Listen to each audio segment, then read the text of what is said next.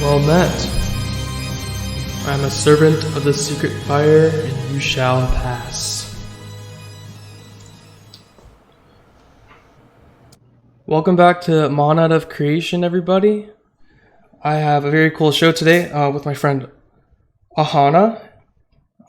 We crossed paths. Yeah, welcome in. It's going to be a good show. It's going to be a good talk. So we crossed paths about a few months ago in conversation, but I found her work in 2017, 2018 when I was going through my Drunvalo Melchizedek, alkaline vegan, new agey, just learning about myself. And my biggest outlet at the time was, a lot of, distorted new age lukewarm teachings that I was all about. And so at the time she was teaching and still does teach NoFap and semen retention, healthy relationship dynamics, all sorts of good stuff like that in regards to genuine humanity, natural living, just being a genuine person.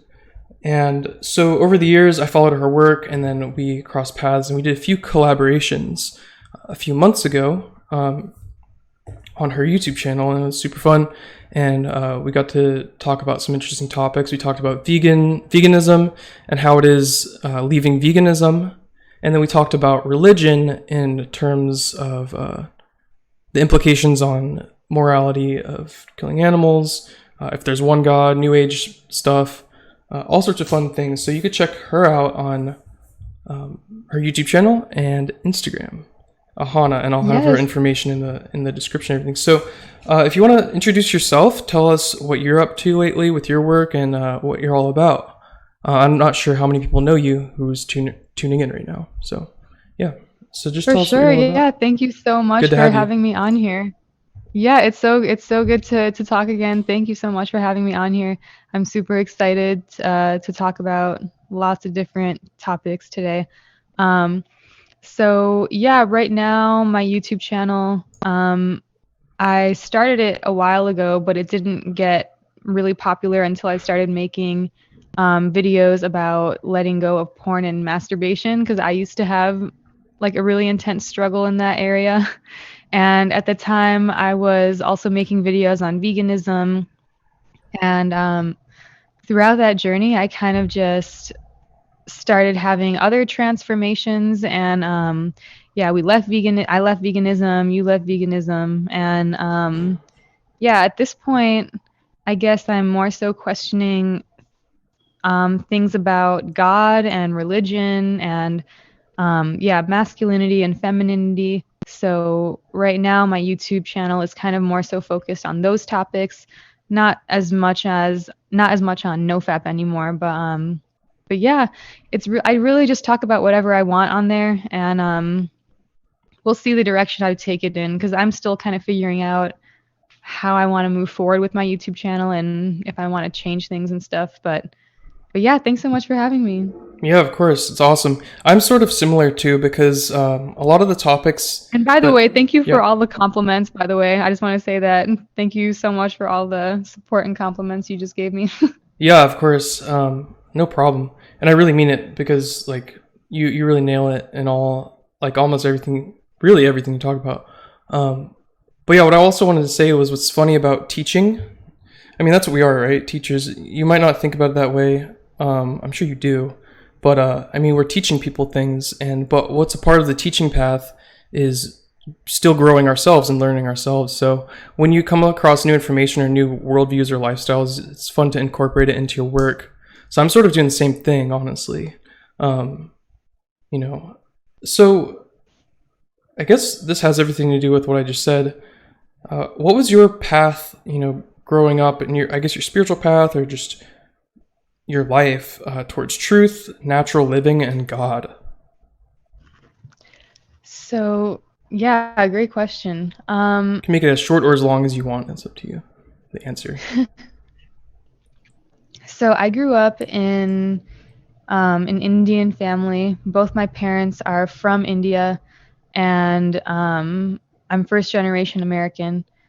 And my mom's side of the family is Hindu, and my dad's side of the family is a religion called Jain.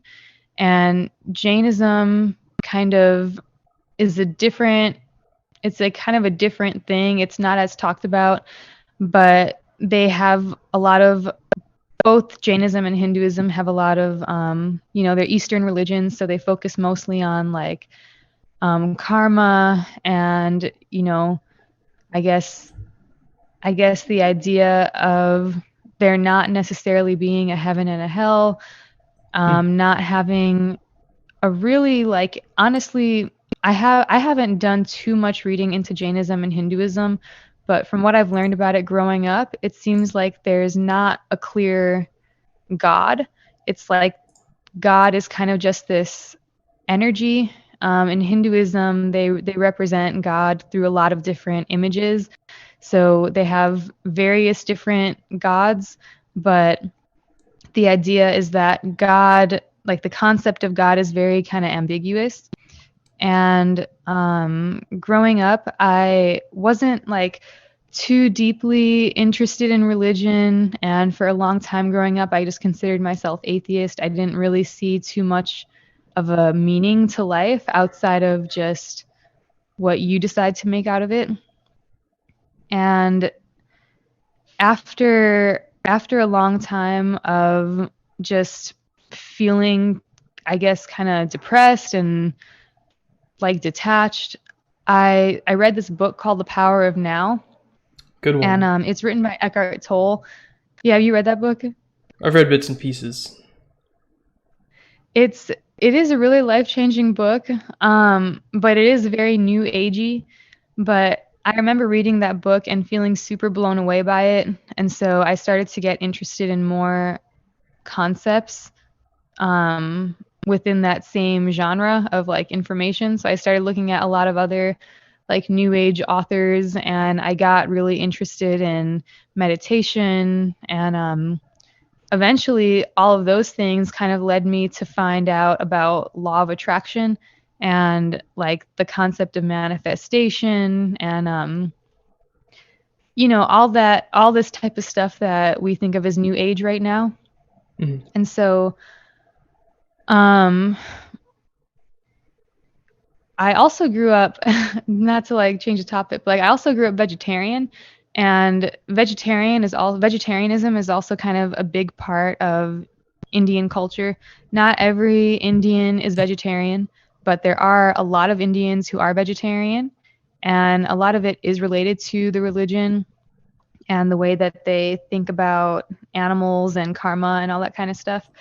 And when I found this whole new age movement at that time, I was starting to experiment with veganism, which is kind of like a step more extreme than vegetarianism, where you let go of all animal products from your diet.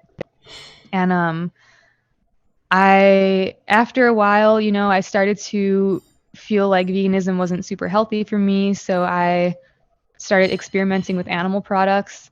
And I noticed that when I made that change, there was also a lot of mental, like spiritual transformations that came with that as well. And it was almost like eating animal products has kind of taught me to think about life differently and taught me to kind of rethink the way I see morality and life itself and death and all that kind of stuff. And I don't know, for some reason within that transformation, I got more attracted to reading the Bible, and I have been reading it, but I don't call myself Christian. I'm not really religious, but I guess I can feel myself start to adopt more of those principles and move more away from the whole new age stuff. Awesome. That was perfect. So yeah, that's pretty much it. Yeah, and that's cool because I personally don't think you changed the topic. To me, the physical biology has everything to do with God and the spiritual path. Because like if you look at the physicality and then the ethereal or the spirit, it sort of mirrors like religion and science. How like science focuses purely on matter, and then religion's like the unseen, but like on a personal scale too, it's the same dynamic at play. And our paths actually mirror each other like almost perfectly, honestly. Because once I started reading the Bible more, I don't know if it was around the same time, but I remember we were messaging about that. I was opening up to more animal products too, also partially because of the people I was around. I started meeting a lot of carnivore diet people, and they were like super into natural law and morality, and had a super clear-cut worldview. I was like, okay, well, if they're eating dead flesh, and they're like also some of them are like meditating and like doing the things the New Age say that meat will like pretty much ruin for you. I was like, all right, there's something to this. I experienced the same thing when I started having butter and eggs. That was enough to make me feel better, surprisingly. And there's some information, and actually people who actually say if you're craving it and you're vegan and you're on a spiritual path too, depending on where your DNA and your chakras are, your nerve ganglia, like what stage you're at, sometimes you actually need animal products to ground yourself or just balance. Like, it's really mind-blowing. So like, you were intuitively drawn to do that, and then it helped you anyway. That's awesome. Yeah. You kind of cut it out at the last minute. I didn't really hear the ending of what you said. Oh, really? Okay. I said you were intuitively drawn to incorporating animal products anyway, and it seems like it's just what you needed for your spiritual growth too. Oh yeah, absolutely. Definitely. I think that veganism kind of keeps you in a mental paradigm that really impacts the way you see everything.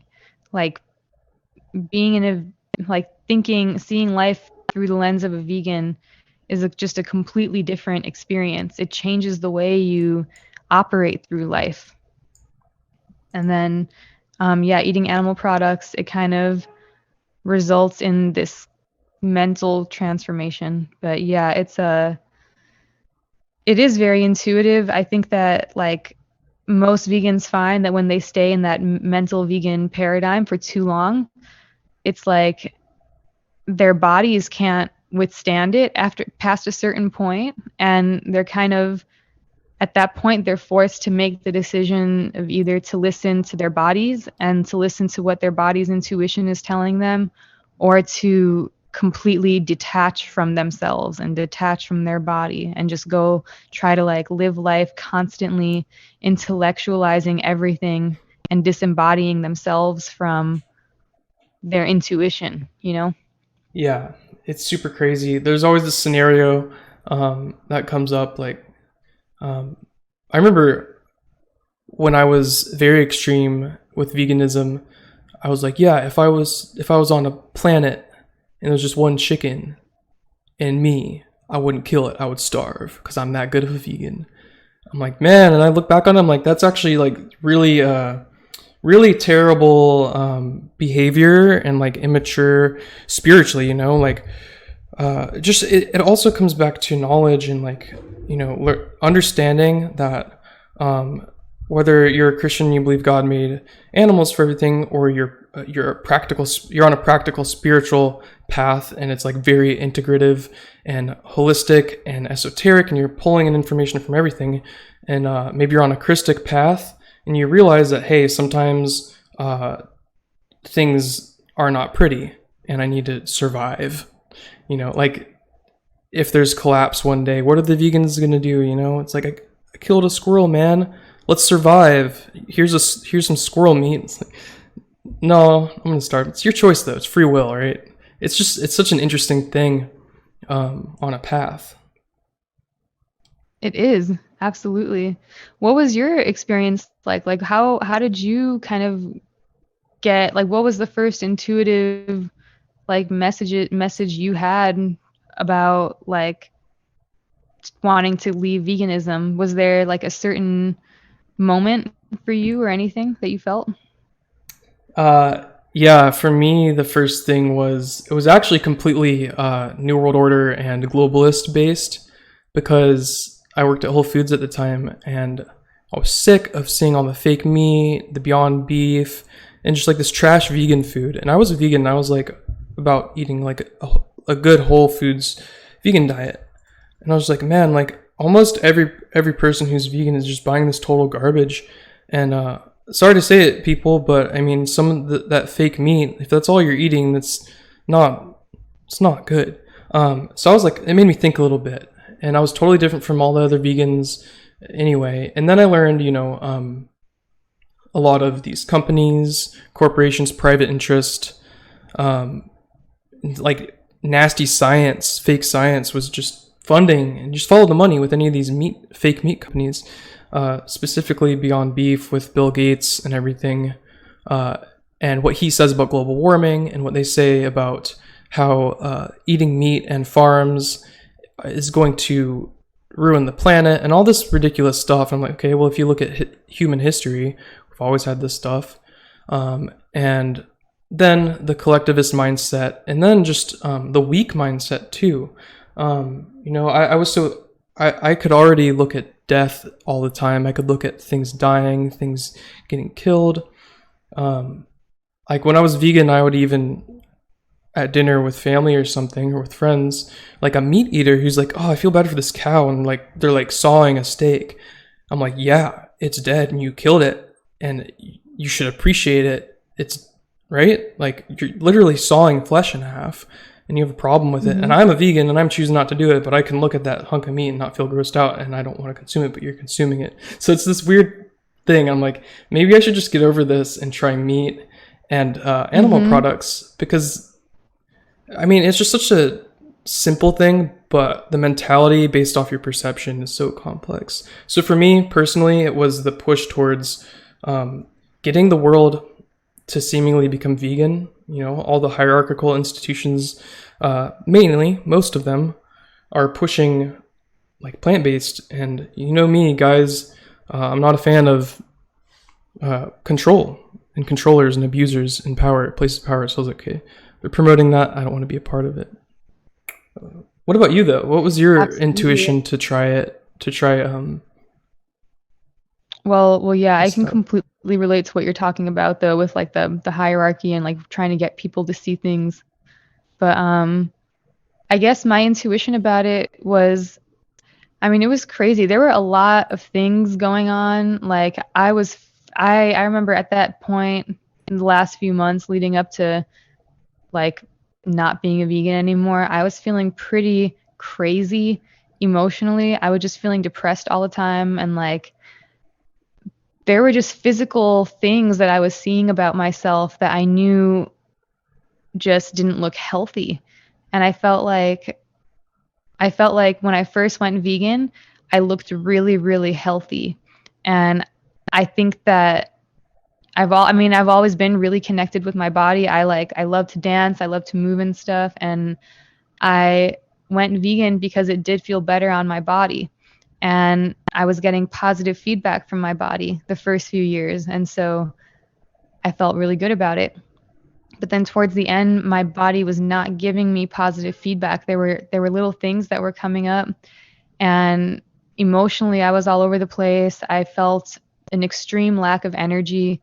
I felt tired all the time. I felt like just looking in the mirror at myself, I started to feel like my eyes just looked so sunken in, and I felt like I could see parts of my, like, I think I talked to you about this, that I could see like my teeth looking kind of translucent. Yeah, we talked about that. Not having, yeah, and I just started to notice that like I didn't look the healthy, I didn't have that healthy look that I've initially had on it. And I was doing so much research about it. I was trying to figure out if I was low on something, if I needed supplements, if I needed to, like, I don't know, just, get all those vegan supplements that everyone gets, and the spirulina and the like omegas and, all this, like, just like trying to really figure out what was happening. And there were times where I was just feeling very, very desperate, and I would just talk to God. And at that point, I don't think I was really into Christianity. I think I might have just been asking the universe at that point of just to give me a sign of what is wrong with me, and what is going on here? Why am I feeling like this? And I started to find there were videos that would pop up on my YouTube where I would see people's stories about leaving veganism, people who were once long-term vegans who I once looked up to as vegans. And I started to hear all these stories, and they were describing things that I could really relate with. And I don't know, after a while I started, but even at that point, when I started doing all that research, even at that point, it still took me an entire year after that before I actually tried flesh, like fish and stuff. But initially I was just eating eggs. And so after finding those videos, I started to eat eggs, and my body felt really, really good. Well, not perfect, but it felt a lot better. And I felt this satisfaction. And I guess that just kind of gradually started to lead me to try other things. And yeah, at this point I'm mostly just eating fish and eggs and sometimes some butter. And I have tried red meat, but I really don't eat it pretty much at all. At this point, it really is mostly just fish, eggs, and butter. And then just everything else is still vegan. Nice. Yeah, that's very similar to me. It's cool because you noticed you weren't very healthy at first, and you cared about that. I was one of those crazy, honestly, just not grounded at all vegans. And I was like, I don't care if my teeth decay one day, just a total lack of self-respect. I don't care if I'm scrawny and I can't get fit, better. I don't care if my brain health isn't optimal. And then you were like, man, I sort of want to care about this stuff. It's cool. Both aspects are totally vital. But also one thing was supplements. I was sick of buying supplements and B12 pills and all that stuff. I just don't think if I'm living in nature, in the woods, I'm going to have capsules to buy. I'm probably going to have to eat something from nature. It's probably going to be a bird's egg or something. So, interesting. That sounds really cool. What kind of bird? Oh, I don't know. But I was just thinking about the situation if I was in the forest and there's no CVS to buy my B12, I would have to go up in a tree and steal a bird's egg and, I see what you're saying. Yeah. So I was just thinking because it's because I have actually thought about this too, about eating in the wild, and I actually was thinking about that. Would I find a chicken's egg in the wild? And I feel like I wouldn't. Gotcha. But I was just trying to think what kind of birds. Right, I have no idea. I don't know, because I feel like most people, they eat chicken eggs, but chickens are not in the wild. And I don't know, that's something I have actually been thinking a lot about, because most of the animals that we eat are not found in the wild. You could not find them if you were camping. You know what I mean? Yeah, that's really funny. That's also the other part of it too. It's hey, y'all, consider, a situation where people had to get their food from the local environment. Even then, there wouldn't be nearly enough for people to get stuff done. So it's a really weird situation. Everybody share the squirrels, the 300 squirrels in the forest. But I feel like the only logical one is fish. I feel like you can find fish in the rivers and stuff, but True. But other than that, you do not ever find cows roaming around the wild, or just those domesticated pigs. Those are nowhere except in farms. Crazy. Everything is so civilized and just civilized. It's interesting. Yeah. I've been eating eggs almost every day. I guess deer people do, but yeah. Yeah, people do deer. I remember a deer as a kid, and it was pretty good. Have you ever had deer? No, I haven't. I remember it was sort of peppery or something. But yeah, I've been eating eggs too. I've been eating butter. Then I'll do fish or meat. I actually had a burger the other day. It was super good. And I was thinking man, I was at a restaurant too. I was just at a restaurant, had a dang burger, and it's so weird. Just like the change in availability of foods. Like if you're willing to eat, a bun that's probably not the best quality, and if you're just chilling with some people, you have the options to just eat it. And then let's say it's not too good for you. Okay, well the next few days, go plant-based or fast or something. It's so flexible. Not being vegan, it really is. You have some friends that what? Oh, I don't know. Am I cutting out a lot? Not really. I just didn't. What was the last thing you just said? Oh, you're just so flexible, and you have so many options as a Oh, vegan. flexible. Okay. Flexible, yeah. Yeah, like if you're out with some friends, you can just eat whatever.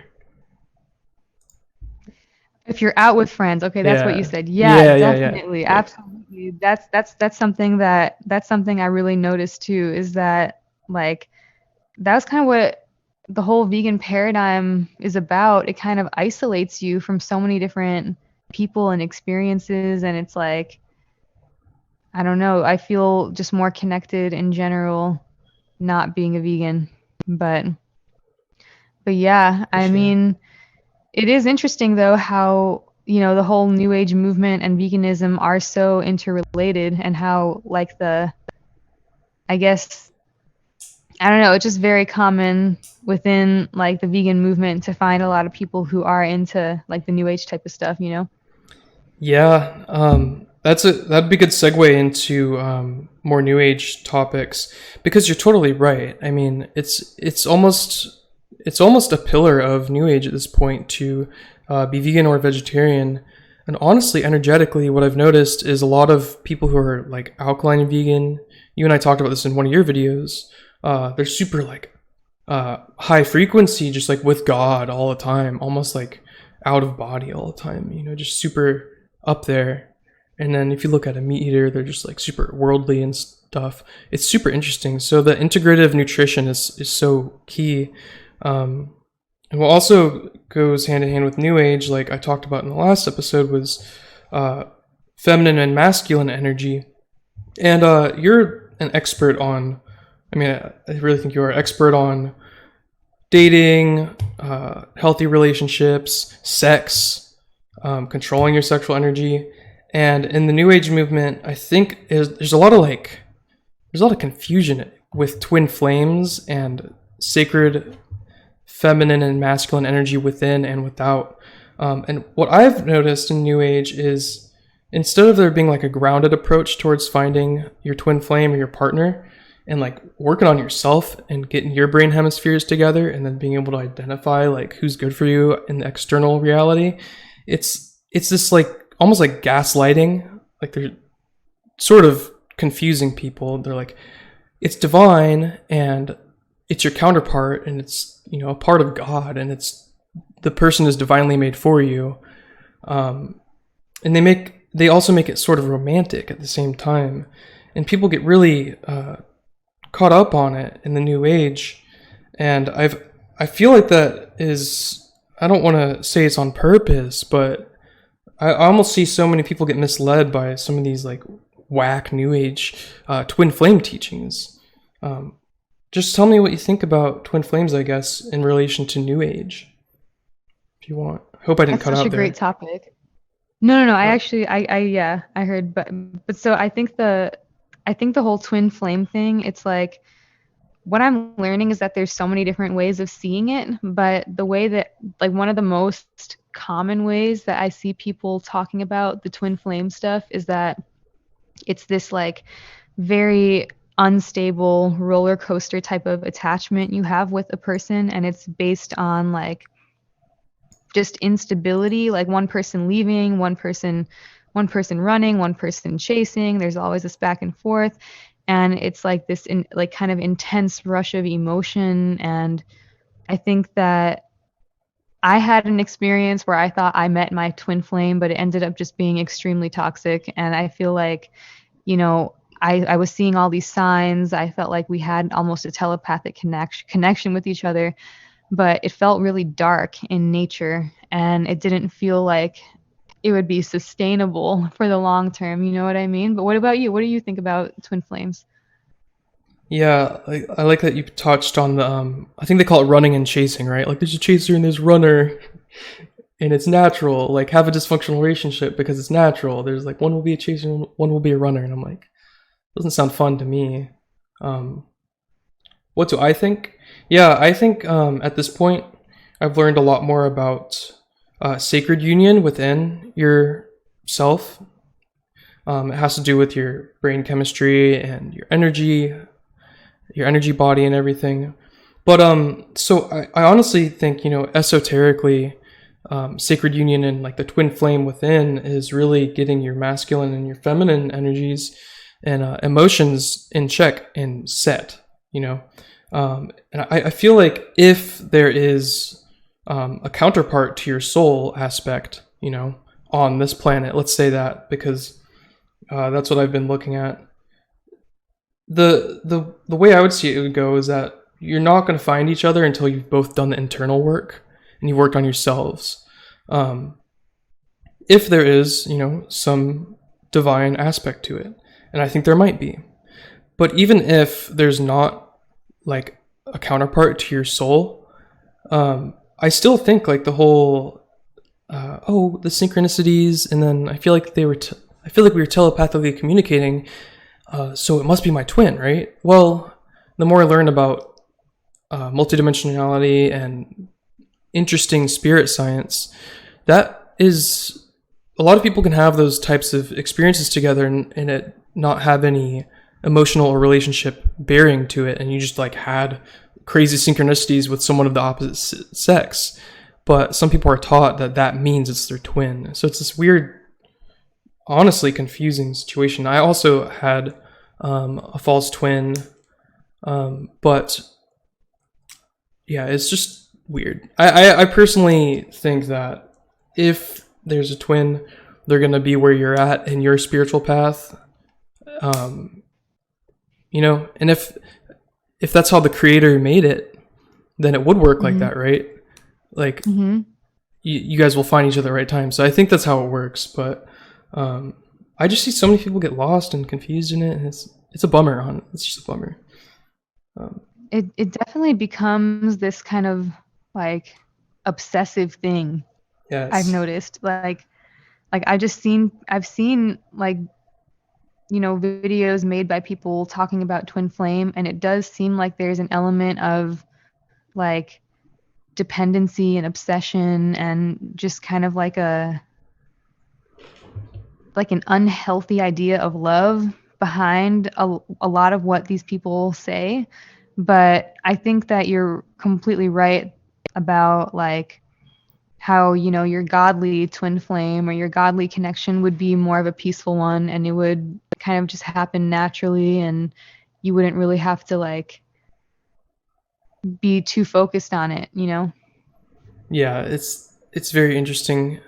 I talk to a lot of people right now who are like, "Oh man, I wanted to find my twin, but the world is burning." It's like, well, it is what it is, you know. Like, it might, you know, we all, you know, I don't want to get morbid, but I might die before I find my wife, and that's okay with me because I'm ready to die if I die. But I'm going to defend my life at all costs. That's a whole other topic. You know, it's like the deterministic component to God and love and spirituality, and then like the chaotic free will component where anything could happen and the world isn't perfect, actually has a lot to do with the twin flame phenomenon, I think. And when people fall in love with someone they think is their twin, it's just a roller coaster of chaos, really, if they're not grounded and know themselves. Yeah, absolutely.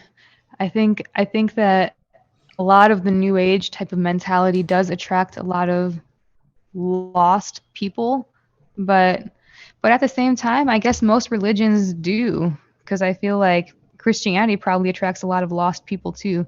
Maybe people are just like inherently lost and looking for something to kind of explain something about life.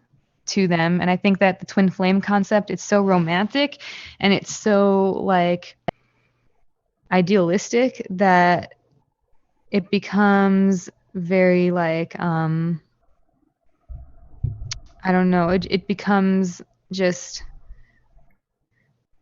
I mean, I also think that a lot of it has to do with just the way our culture portrays love and stuff. Like we have so much media and like so many movies that portray this really unhealthy display of love. And I think that the twin flame concept that most people talk about is like out of that idea that there's this one person who's going to save you from all of your burdens and that you're going to, I don't know. I just feel like it's dangerous. it does attract like the lost people. Like I bet people who fall into the twin flame stuff, myself included, I was definitely like feeling lost. Like it's probably the same type of people who do get attracted to other things like veganism and religion. I definitely see that excuse me, I definitely see that in myself. Right, totally. That's spot on. I mean, ultimately, I think even without these concepts in mind, when you're looking for love, if you're not like solid in yourself, you don't know yourself and what you're about and what your principles and foundation are, and like what you care about, who you are, what your goal is. And then if you don't have that foundation, and then you have some sort of emotional trauma, and you also want love, you're going to end up like energetically, whether you know it or not, like filling that void with someone else. It's almost an energetic thing that's unspoken and like not even really conscious sometimes. Mm-hmm. Absolutely. Yeah. So what would you say like what would you say is the way you think about love at this point? Like if it's not that twin flame obsessive love, like what do you think is like the true, like what do you think the true connection is supposed to be like? Honestly, I think it's supposed to be, and I say supposed to because I think the world is upside down and there's a lot of broken things. And I don't think the creator intended it to be this way, even with dynamics of like energy and nature. So honestly, I think that it should be based in total awareness first and foremost, of like each person being totally aware of themselves, knowing themselves, pretty conscious, right? Pretty knowledgeable, pretty conscious and aware and like tapped into God. And I think God and truth should come first. I say should, right? This is if you're on the path of self-mastery and just being a good person, I guess. So I think like true love, honestly, would be based in total awareness, respect of your counterpart's free will. And then, honestly, this sounds weird. I never thought about it this way up until a while ago. I think the emotions and the romance are like supplementary, honestly, I think. Because if you think about it, you can sort of fall into romance and emotions with almost anybody because we're emotional creatures. So I feel like the foundation, just like anything in life, literally anything in life needs foundation. There's like a formula to it. So I think that's the formula in my opinion, to true love, like total awareness, acceptance of each other's path and free will, and then the emotions and other stuff just come in. I mean, obviously we have our preferences and stuff with little things like behavior and interests and all hobbies and stuff, but that's what I would think. What about you? When it comes to just love? Yeah, what true love is, I guess. I guess I am still trying to figure that out because I just don't know anymore. I feel like everything that, like any idea I've had of what it would be like is just completely false. And like I guess the Bible is kind of bringing some type of peace to my mind about like what it's supposed to be like, I guess, because it really just talks about like just having this devotion to each other. And at least in the Bible so far, I haven't really come across anything that talks about like there being one person meant for you, or like you having a soulmate or anything like that. And yeah, I don't know. Like I go back and forth between thinking that maybe there really is one person that God has kind of like anointed to be with you. And then I just think like, well, maybe no, maybe that's not the case. Maybe like relationships are just more about the decision to devote yourselves to each other and kind of just like building on top of that, and it not being so much about like who is designed to be with you, but just you guys kind of make that happen together. I still don't really know, honestly. Yeah, it's ultimately unknowable, I think, but I agree with those ideas you have too. I didn't really touch on them, but I think that's vital, especially if the couple is trying to build a family and like build a life. So I guess my next question has everything to do with this. What is um how would you define, sacred masculine and feminine energy in a relationship? I think that's a pretty fun topic. Yeah, it is. So I guess like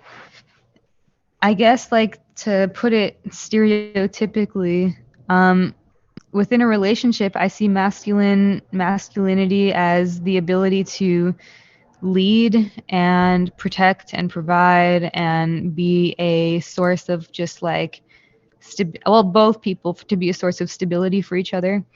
And then I see the feminine role, to kind of beautify her surroundings, beautify herself, beautify the environment that she's in, and just sustain life. You know, give birth, feel a strong, like fulfill a strong motherly role for her child, and take care of the environment pretty much. But I also think that like in this day and age, like where there are a lot of advancements made with technology, and just our social culture just isn't what it used to be. I think that most people have like a certain level of masculine and feminine within them, and that depending on like depending on what relationship you're in, like that balance of masculine and feminine will be balanced out between the two of you somehow. And that I think that like to me, what seems to be the most successful relationships that I see that I would want to mimic in my own life are the ones where the man retains most of the masculine role and the woman retains most of the feminine role. And there isn't too much of this like 50-50 mentality on every single thing. Like for instance,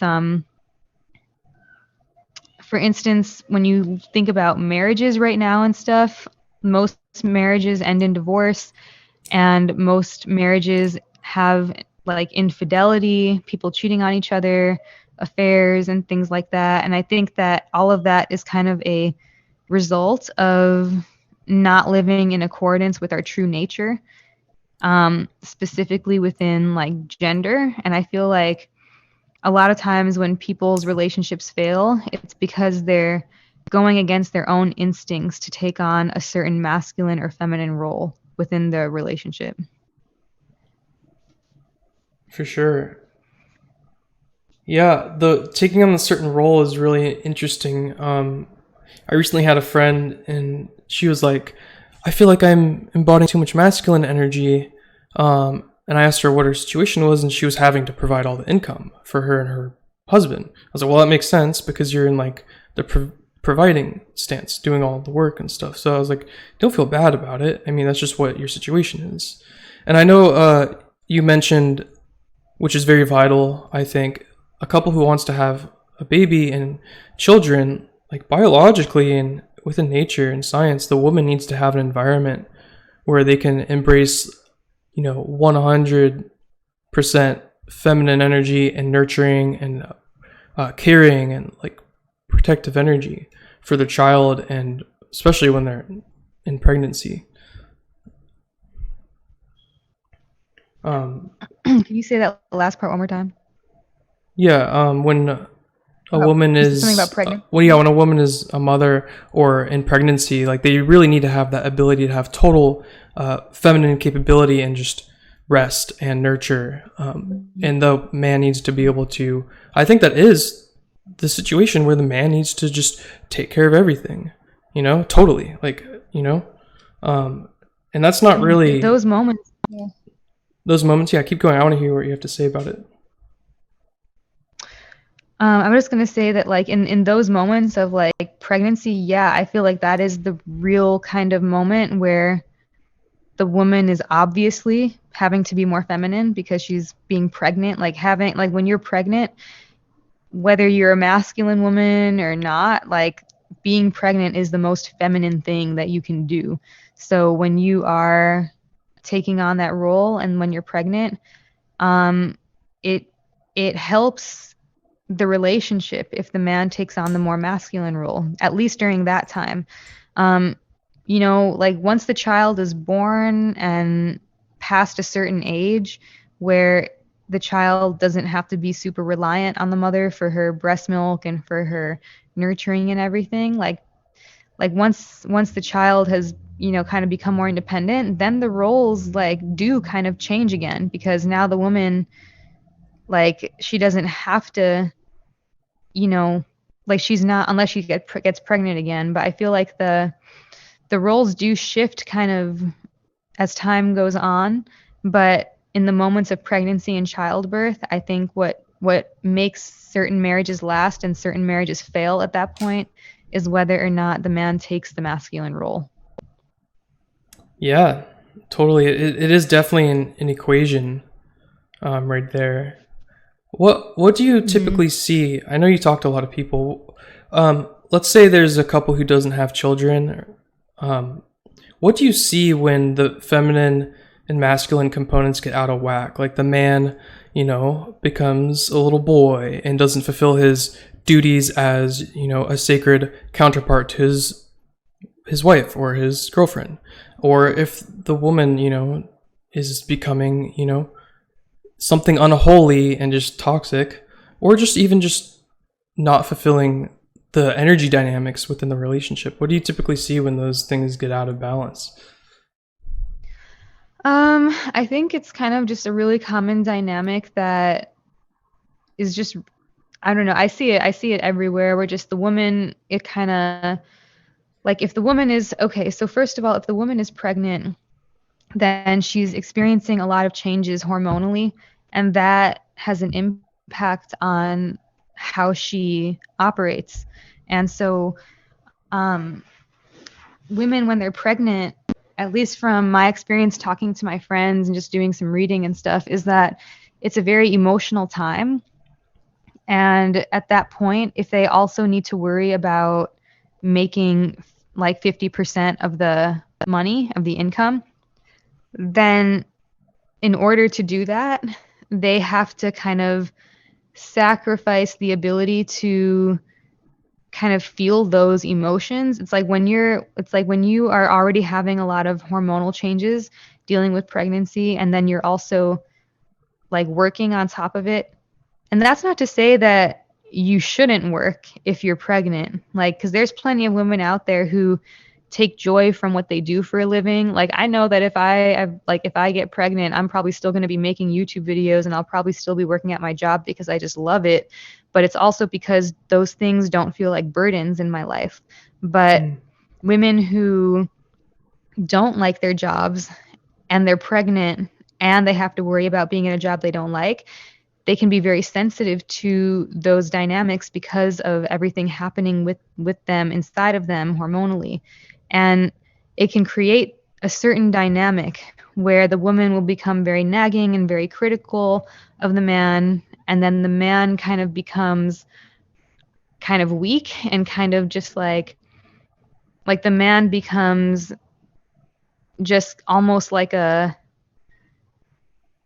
simp. I don't know. I guess that's how you would call it. I don't really Yeah. know what the right terminology is, but like he becomes this kind of shell of who he really is, like where You he can say might cuck, feel I know you want like to. Well, yeah, I mean, like, I think that's what kind of happens. It's like the Yeah. woman becomes nagging and critical. The man has to like go to the woman before he makes any decision. And most of the time, that is when these men turn to porn and they become addicted to it. And then the cycles just kind of feed itself, and then it becomes what we see now. Like from helping people overcome porn, like that is the majority of who contacts me is married men who are going through the exact dynamic that I'm talking about. Like I'm saying this because it's something I have like literally observed in so many of the men that I've talked to, is that they don't feel like men in their lives. They don't feel like they have the power to have sex with their wives. Their wives are always turning down sex. And the reason why their wives turn down sex is because they don't feel attracted to them. And the reason why they don't feel attracted to them is because they don't see them as masculine. And it's like this really like clear pattern. I feel like everyone has seen this dynamic at some point in their lives. Have you seen this? Yeah, I have. And it's scary how normalized it is, like unsaid with millennials and the younger generation. I feel like with the boomers or whatever, the older people, the wives are more gonna be like, I know why you're a bitch, husband, stop. But like I almost feel like with some of the countercultures and like some of the younger crowds, it's like almost not even understood like how a man should be or how a woman should be. And it's scary to me. So I see it all the time. Yeah, it's freaky. um, you know. I mean, I know you see it a lot, right? I do see it a lot. Sorry, I was just drinking something. That's I okay. do see it a lot. I see it in my honestly, I see it in my own parents. I see it in my friends' parents. I see it in some of my friends' marriages. And it's unfortunate. I just feel like that's the whole reason why people cheat and why people develop porn addictions and why people get divorced. It's because there is no more sexual attraction in the relationship. Sexual attraction is so incredibly important. And that's not to say it's everything, but without that kind of innate attraction between the two people, like they will seek to get that need met elsewhere. So some men seek to get that need met through porn or through other women, and some women do the same thing. They get it met through porn or other men, and or if they choose to not do that, then they just stay in these miserable, unhappy relationships until both of them just resent each other. And it's like, yeah, it's unfortunate. Yeah, it's really trippy, and honestly, it goes hand in hand with um, the trajectory of just society becoming more and more unnatural. It's so Absolutely. it just straight up goes hand in hand with that. Absolutely. It's it's kind of just a like a transformation that's happening with Western society, I guess. I don't know. It's like a and I actually going back to the veganism thing, I actually think that veganism is kind of a part of all of this Yes. because it's it's I mean, there are a lot of people who have talked about how they noticed a difference in their like sex drive and stuff when they eat meat or when they eat animal products. Personally, I don't really think that that's true for me. But I know other people have mentioned that, and I feel like but what I have learned is that over time, like removing animal products from my diet, it did affect me hormonally as well because like when I was a raw vegan, I did raw vegan for about like a month, and within that month, I lost my period, and I did get it back when I started eating cooked foods again. But it's like Scary. when as a woman, yeah, as a woman, when you lose your period, and I noticed that my breasts got smaller too. I noticed that like the things that to me signify femininity within myself almost became stripped of me through following such a strict vegan diet for so long.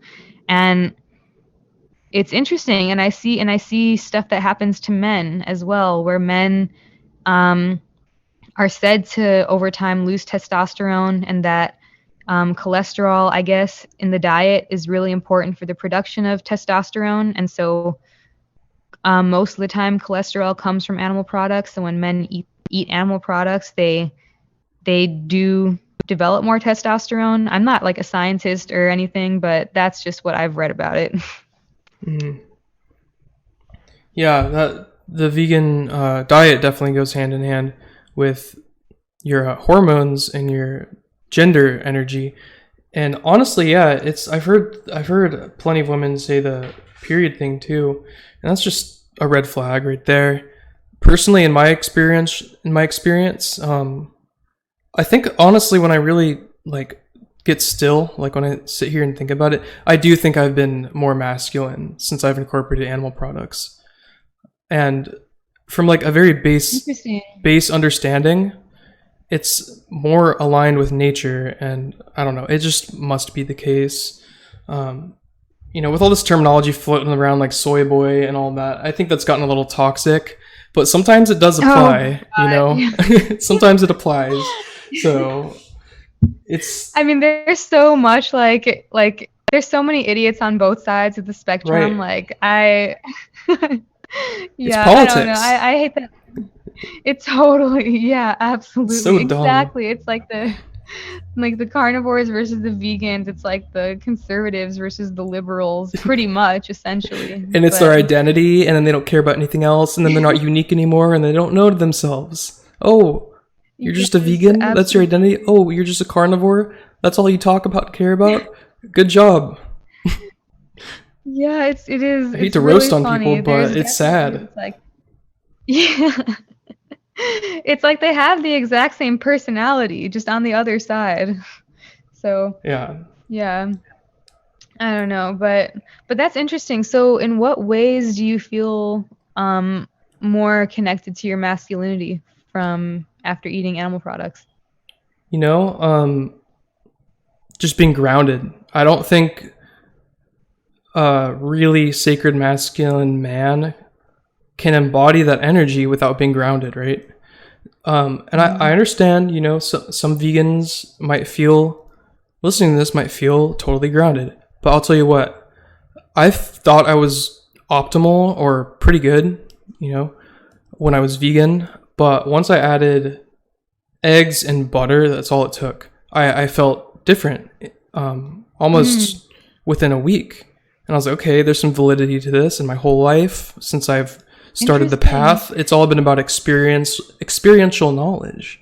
So right there, I was like, okay, I just did science on my body. I like this.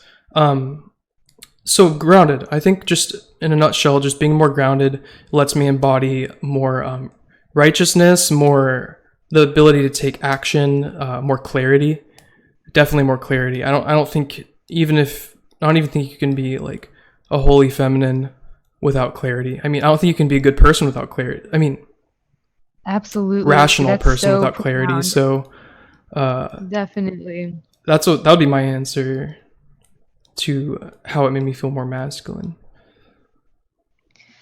That's so interesting. That is really, really interesting. I think that you're right about the grounding part. I feel like a big part of masculinity is being grounded, being a bit more like stable or something. I just think of like stability. But yeah, that's really, really interesting. I feel like the majority of the time when I see people who change from vegan to like whatever you want to call it, ex-vegan or just like normal, or just like post-vegan or whatever, like I would say that the biggest change I do notice is that mental calmness, that like that kind of just lightheartedness kind of comes back in people, and feeling like just kind of more relaxed completely. So I don't know, that's crazy. That is so crazy that something like being a vegan can have that much of an impact on your psyche, to where you are constantly living under this state of anxiety or this state of just like mental like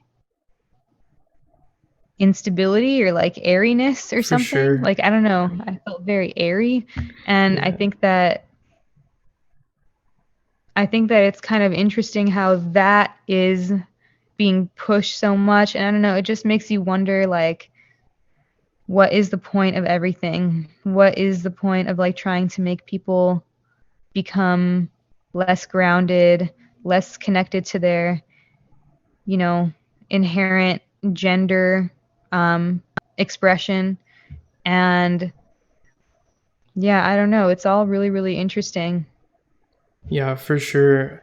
Honestly, I think if you want to control somebody, make them weak. So that component, if that's what's Yeah. going on, that would be the motive I would see. Also, I wanted to say you made me think about it. It's not only the cholesterol and like healthy fats that's helping my brain when anybody who tries it feels more sense of clarity when they're not vegan anymore, but it's also letting go of the doctrine of caring so much. Because when you're vegan, it's like literally a doctrine. Everything you look at, you're going to put in your body. It's like, does that fit the rules? Does that fit, is the clergy of veganism going to accept what I put into my body? It's this weird, it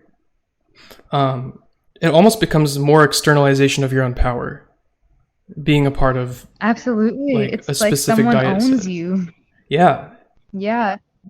It's like someone owns you, someone owns your body, and someone owns like your freedom, I guess. I don't know. It's weird. It's like I used to think about that too, how like sometimes I would think about stuff like that. Like I would consider getting something with animal products, but not doing it because I had these voices of other vegans in my head, or just like voices of like documentaries I had seen or things, and it felt like something was almost controlling my.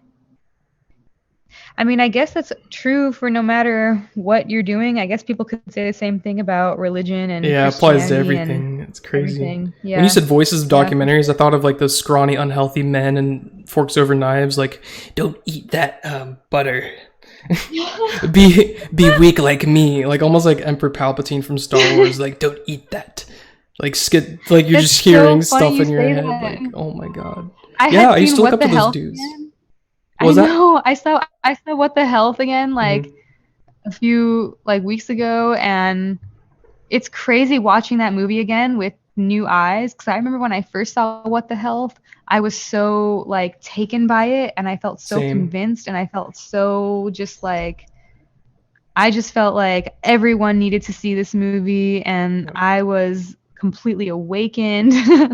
Yeah. But now after watching it, it's crazy how different my perspective is now. It's Right. like you said, like seeing these doctors, like my immediate thought now is like, wow, they do not look healthy. They look sick. They look like there's something missing in them or Right. something. And it's crazy. It's crazy how I didn't pick up on that before. Right. And what changed that for you? Did you I know for me, I looked into other science and I also looked into other people's experiences and then I tried it myself. So like if I'm basing what I eat entirely off a certain data set and a certain worldview, and I stick to that, but there's like a plethora of other things out there that I could try, even if it's just a little butter. That goes outside the doctrine of veganism, right? Well, what is that? I Yeah. tried something new. Like I tried something new. I tried a new data set, and I tried a new personal choice with my free will and my experience, and I found out that I felt better. So if you stick to these little groups in documentaries, it's really scary, and it's something as benign as food. Like think about what it does to other aspects of civilization. It's nuts. I love what you said about how eating meat or like eating animal products, or you said it was eating butter. It's just another set of data for you to interpret.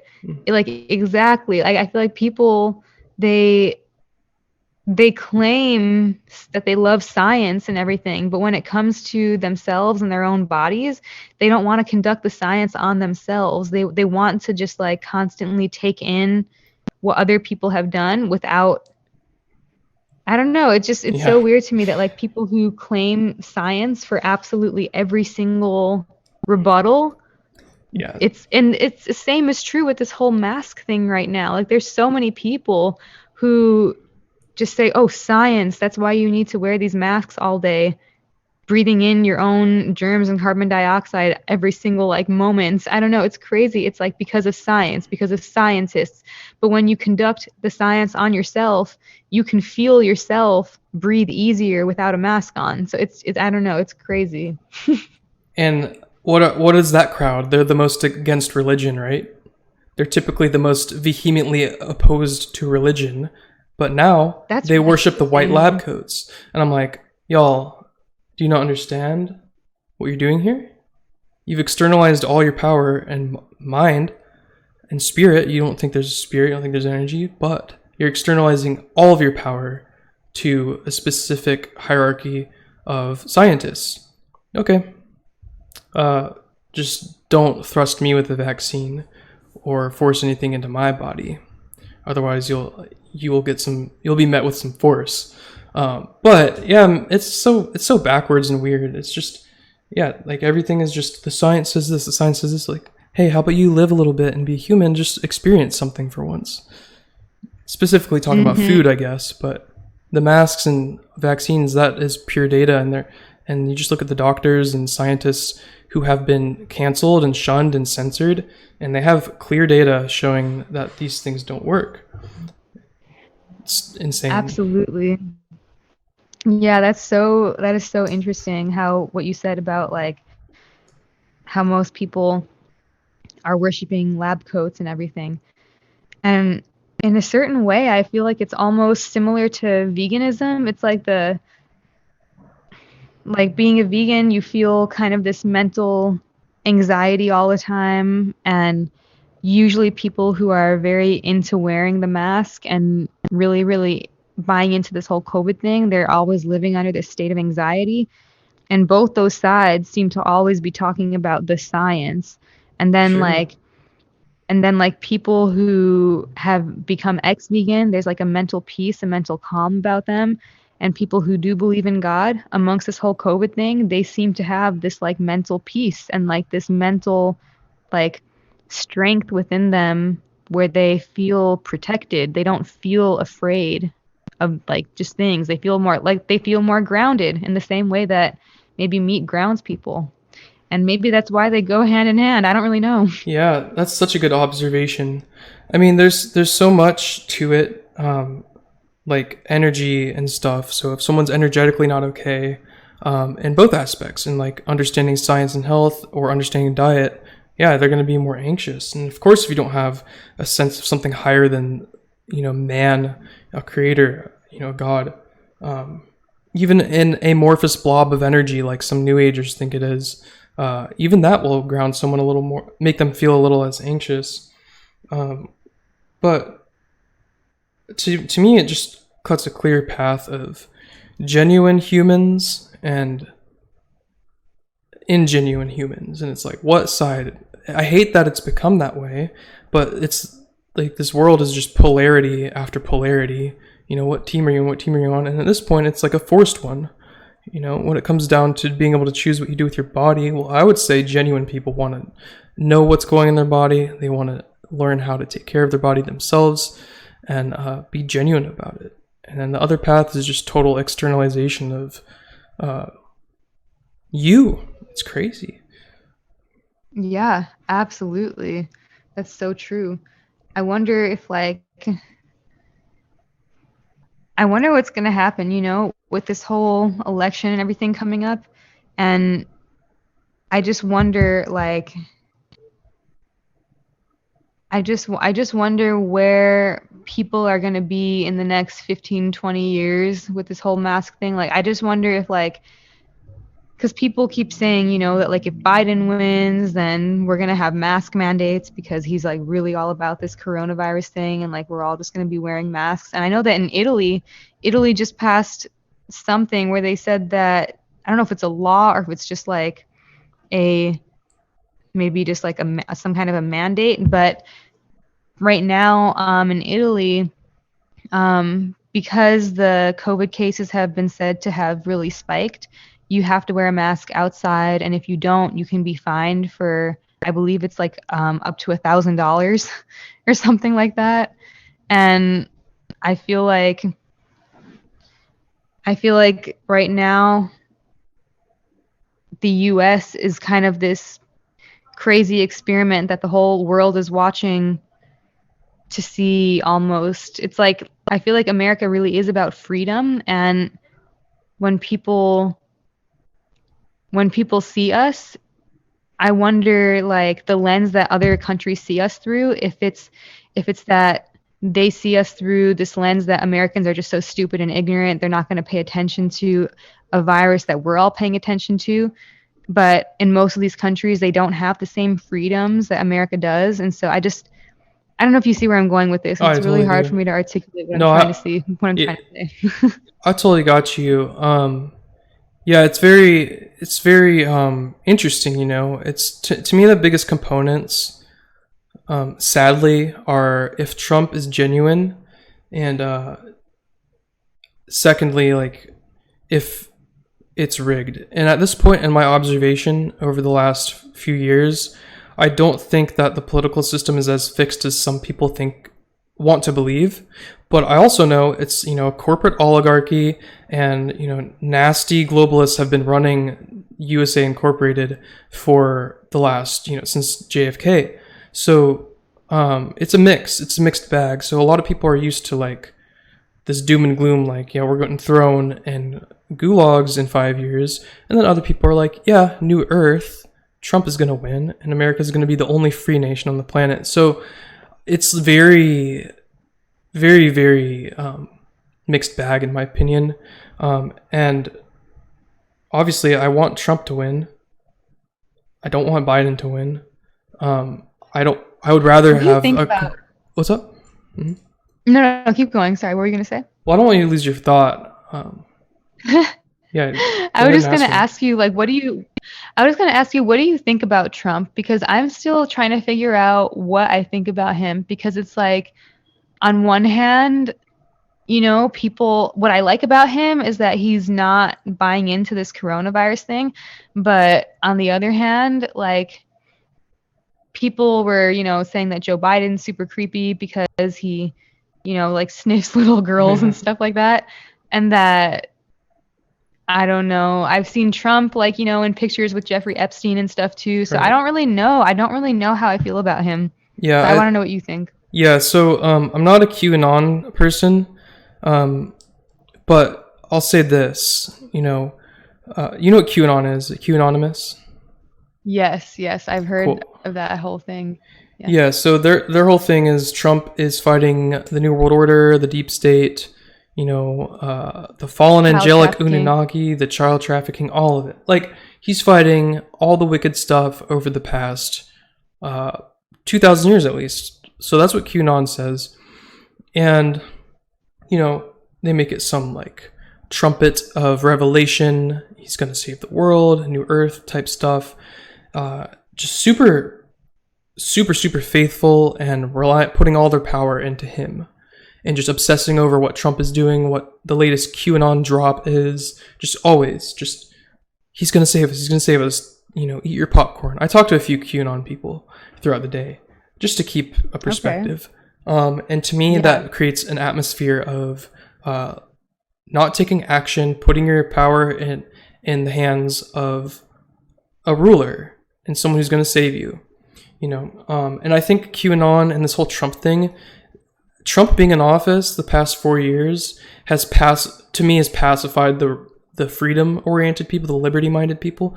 So, but I don't think the way it's going to me is I don't think that is a dialectic just to pacify the patriots, because Trump is acting so anomalous to me that I can't really with confidence say he's a part of a club.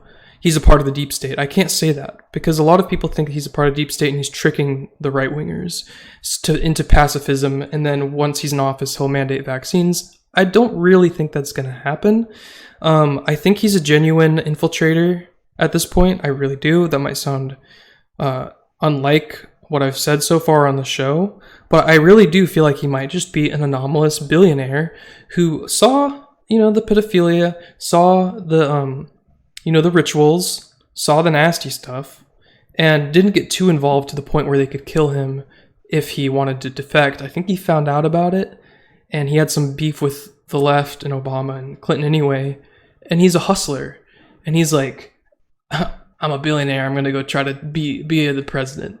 So I don't think it's like this knight in shining armor, Trump is so cool thing that some people want to make it out to be. I think people are losers if they like think Trump is like the coolest person ever and they obsess over him. I really do. But at least they believe in freedom, at least they believe in liberty and love and like America, like what it should be at least.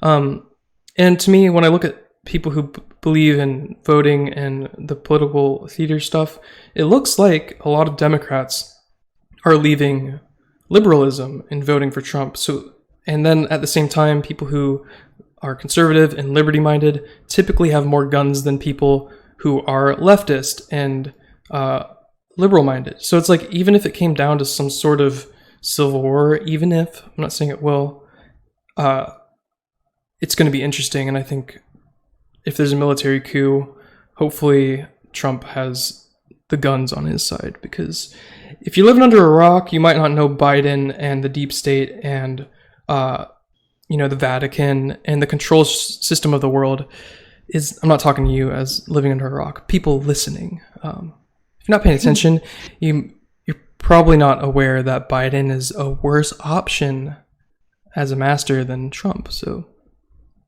yeah, sorry, that's my long-winded explanation.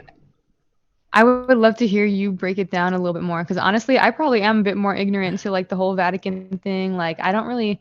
What I do know is that. Yeah, I want to hear you talk. Well, sorry, I interrupt you. I was just reassuring you that it's no problem not to know certain truths. Like, that's a huge thing when I talk to people or when truthers talk to people. It's sort of like they give off a mist of, like a vibe of, whether it's implied or assumed, like arrogance or like betterment, like better than other people. But I will personally say to anybody, if you don't know certain truths about the world, if your heart is right, hopefully when the time comes, you'll know what to do. I think research and knowledge is very important, but I think knowing everything isn't important. I differ from a lot of researchers in that regard. If you want, we could go into it, but I'm going to cut the episode short. I think we talked about some awesome stuff. For sure, yeah, definitely. I'm going to cut the recording if you want to talk about the Vatican more. But for this episode, I would keep it to these topics. For sure, totally, cool. Yeah, let's just keep it to this. Yeah, tell everybody where they could find you. For sure. So you can find me on YouTube. My YouTube channel is called AAHANA, AAHANA. And you can also find me on Instagram at Wanalana, WANN_A_LANA. So yeah, that's pretty much the main two channels that I post on. I recently just got a Twitter, but I don't think you should follow me on Twitter. I don't really post anything on there. So yeah. Awesome. Yeah, and Alana was really vital in my path, like before we even talked, because just like observing and learning about not watching other people have sex on a screen was really, really, really key in me becoming a better person. So, and then the plethora of other things. So go follow her on her stuff, and yeah, thanks guys. All right, that was fantastic. I'm so glad to have AAHANA on the show. That was really awesome. She's a great friend of mine and very wise and knowledgeable in the topics we discussed and life in general. So make sure to hit her up on her YouTube and Instagram. And yeah, that was super fun. It was the first guest on the show, which just made perfect sense because she was the first person I've ever collaborated with in the realm of teaching or just talking on the internet. So it made perfect sense, and we're good friends. So hope you guys enjoyed it. And make sure to check out the Patreon in the link tree we got below. It's Patreon Monad of Creation. Trying to get this going. It's been super good so far. Any energetic support is welcome. Yeah, it's very, very appreciated. And I appreciate you all regardless of donations or any of that nonsense, any fiat currency coming my way. And I hope everybody's doing well. You are love, you are sovereign, you are powerful. Choose wisely and pay attention.